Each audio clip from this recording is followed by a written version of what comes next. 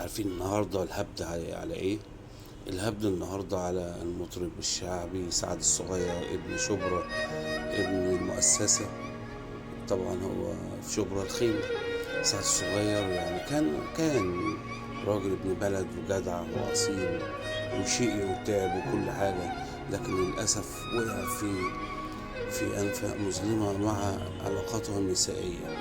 سعد الصغير يمتلك زوجة وقفت معاه في كل المواقف الصعبة وسندته،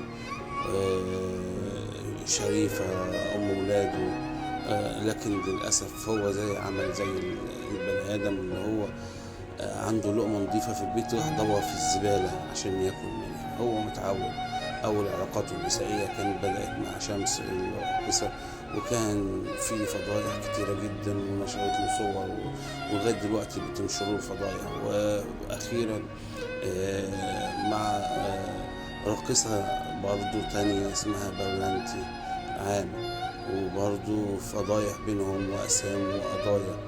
ومؤخرا واحدة راحت من الركلام في شارع الهرم ادعت ان هو متزوجها وطلقها. وفي فضائح. يا سعد يا سعد، ربنا اداك اكتر من انذار. ربنا اداك نعمة كبيرة قوي مش هتقدر تحافظ عليها، هتتاخد منك تاني. انت دلوقتي راجل مريض قلب، وعملت اكتر من 5 دعامات، والمفروض يعني ربنا اداك نعمة كبيرة قوي، حافظ عليها وارجع لبيتك ولولادك. انت عندك ولادك كبار، محمود ومحمد ومنى. يعني عيب جدا اللي انت بتعمله. ولادك كبروا مبقوش صغيرين والمفروض تحترمهم.